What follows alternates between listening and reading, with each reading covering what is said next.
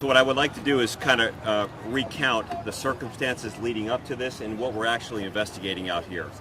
As many people are now aware, this started at the Lake Wales Police Department yesterday morning at around 5:30 a.m., where a suspect had killed an entire family. That family was a 40-year-old girlfriend of our suspect, Al Joseph Stenston. Then three children. The oldest, 21 years old, who was a male, a 17-year-old child, and an 11-year-old child. Again, that is being investigated by the Lake Wales Police Department down in Polk County. As a part of their investigation, they put out information, and BOLOs and their detectives and investigators were brought to the city of Sanford. That was probably in the early morning hours of this morning, around 2 o'clock in the morning. There was a report of the suspect's vehicle being located directly across from the Summerlin Hotel. That vehicle was noticed a couple of times. It was moved, and ultimately the Lake Wales police officers, detectives, and the Sanford police detectives saw the suspect walking across the street, and around 3 o'clock in the morning contacted the Seminole County Sheriff's Office and combined municipality SWAT team. A moment there. Our SWAT team consists of representatives from 5 of the 7 municipalities, and when we're fully staffed, we come together, we train, we work together. SWAT team arrived on scene at around 6 a.m., and at the same time, court orders were in the process of getting a search warrant for the hotel. There was ongoing negotiations by way of cell phone from the Lake Wales police officers who had already had somewhat of a relationship. During those conversations, they were talking with the suspect's brother. In the background, they could hear the suspect, so there was a pretty reliability confirmation that he was at this location. And then ultimately, the Seminole County Sheriff's Office combined SWAT effort, crisis negotiation team, took over those negotiations. And at one time, they appeared to be pretty successful. However, our suspect did at numerous times, both with the Lake Wales police investigators as well as Sanford and members of our crisis negotiation team, make the comment that this would end one of 3 ways. I'm going to kill myself, you're going to kill me, or I'm going to surrender. Seems like a natural 3-scenario way to end this thing. But the negotiations worked so well at one time, our team was able to convince the suspect to actually exit the hotel room. Now, he was staying in a hotel directly next to his brother that was in the hotel. We were able to convince the brother to come out. We were able to take the brother to safety. He was no longer there. And then the negotiations were continuing for hours. I mean, the last thing we want to have to do is use lethal force. Ideally, we would like to talk somebody and bring them into custody. At one time, we were able to talk him into putting a handheld firearm down. Again, we don't know the caliber of the gun, but he had a handgun in his hand. He had a handgun in his pocket at one time. And as those negotiations continued, we were able to get him to place the gun down on the ground and step away from it. As he stepped away from the firearm on the ground, our SWAT team utilized what's called a less lethal option. It's a 40 millimeter foam baton, it's called. It's a projectile that comes out that is not intended to create fatality or serious injuries, just simply neutralize the threat to allow us to go in there and apprehend the suspect. We successfully deployed that, but it had little effect on the suspect. The suspect immediately went for the gun on the ground, and at this time we don't know if he actually picked the gun up, put it in his hand, but he was going for the firearm when 3 of our SWAT team members, 1 member of the specialized unit of the Sanford Police Department opened fire, neutralizing the threat, and the suspect is now deceased. The people who fired were 2 members of the Seminole County Sheriff's Office, 1 member of the Altamont Springs Police Department, and 1 member of the Sanford Police Department. That's why Chief Cecil Smith, Chief James Riggs, great partners to our effort, great participants with the SWAT team, were able to come over there. As soon as the suspect hit the ground, our SWAT team operators moved in.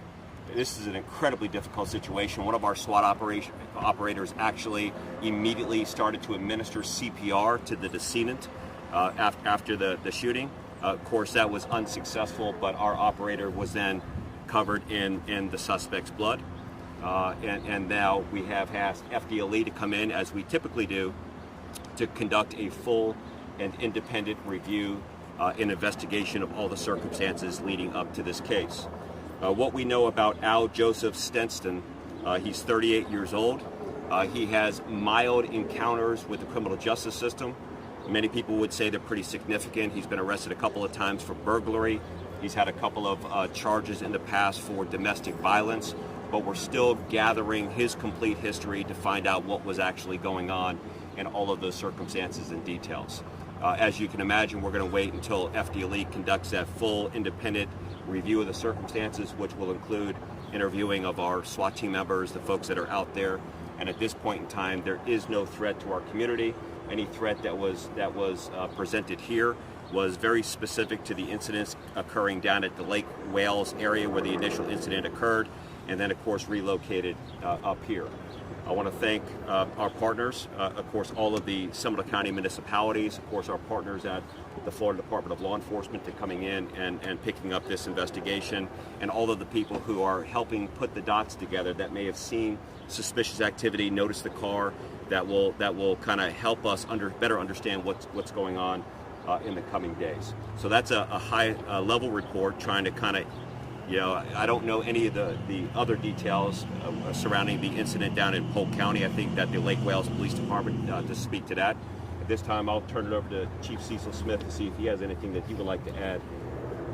It's a great opportunity for us to show that the unifiedness that we have within Seminole County. When we were locating this individual at 2 o'clock this morning, our officers realized that something was wrong, and that immediately reached out to the Sheriff's Department to say, hey, listen, we need to put something together to try to bring this to an end. The unfortunate end is that this individual chose to end it in the manner in which he did. As the Sheriff has indicated, it's still a very active investigation. FDLE is doing their part at this point. We're making sure that our officers, the officers that were involved, are being taken care of, and we will continue to provide the best service we possibly can here in Seminole County. Why Sanford? We have no idea.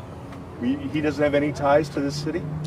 What we know right now, there is no ties to the city at all. Was his brother living in the hotel? Was he staying there prior, or did they both come here together? From what we have right now, it appears that they both got here at the same time. Any of his other family members here with him? As far as we know, it's just his brother. Will his brother face any charges at all? We'll leave that up to the state's attorney to make that decision. In order to bring it up, Chief, so Slumberland Motel is a bit of a well-known locally, but it's not exactly, what you would imagine somebody would pick as their destination. So you just think that he was leaving the scene of whatever occurred in Lake Wales and randomly picked that spot? Well, Dave, I think it's important to mention that his brother was already here. So he went here because he's in the hotel room next to his brother. Okay, so I guess that wasn't clear to me. Why was his brother already here? His brother was living here. Right? In the hotel. Yeah. Oh, wait. So his brother was here prior Correct. to him showing up this morning? Correct. Okay. Okay. Yeah, that wasn't clear the first time around. So he had a family member already in Sanford at the Slumberland, and he reunited, if you will, with his brother. I would say he was staying at the hotel. As you know, Slumberland is a day-to-day, week-to-week type of hotel. So to say that he's a resident, I would not classify him as a resident, but he was staying in a hotel. But the brother was already here long before whatever happened in Lake Wales. I'm going to say that's correct. Well, yeah, I don't know that long before. I don't know that we know how long he's been here, but he was here. It wasn't hours. I don't know. Do you guys know? We don't know yet. Okay. We don't know yet. As far as the other people who were at the hotel when this happened, were they all evacuated? What happened there? Essentially, we had many of them stay in place, shelter in place. There were a couple of people who we moved out of the hotel when we felt that it was safe enough to do that. Was there any? What was the danger? How would you describe the danger to those people? Considering that they had been in constant conversation with him, both inside and outside the hotel, we don't believe that there was that great of a threat. But we wanted to make sure that they were safe. So we did move some of the individuals who we could, but those who were really connected to that room, we made them shelter in place. Chief, can you talk at all about what happened at the Circle K this morning? That one is still under investigation. I've been here since 5:30 this morning, mostly dealing with this situation here. So as we get additional information, we'll put that out as well. But that is a homicide investigation unrelated to this, right? It's still an ongoing investigation. So you can only say it's a shooting investigation. Unrelated to this. Completely unrelated to what we have going on here. All right, Chief. You know, I do want to wrap just by, again, commending the actions of these officers that are out here. You know, we never take for granted the way that they train, the way that they prepare. Nobody wants to come into work on a day like this and actually have to use lethal force. But the way they've responded, the way that they put themselves in harm's way in work is a blessing to our community and our organizations. And from our perspective, they handled this thing with textbook precision. Negotiations going on, try to neutralize the threat, got him to walk away from the weapon, used a less lethal option. He went for the gun. They put him down and then immediately started to administer CPR to him. That is a lot for these folks to take on, and I think that our community should be incredibly grateful that men and women will take on this career and this passion to be able to do it. Sheriff, people are wondering if he put his firearm down, why fire the foam baton? This guy is a murderer, a threat, and he did not fully comply with the orders to walk far enough away from the firearm where we felt like he could not get to it in a matter of time where he could present a threat to the officers that were on scene. This wasn't a scenario that he put the firearm down, he placed his hands behind his back, he walked a distance away from the firearm. Should those circumstances have occurred, we would have taken him into custody.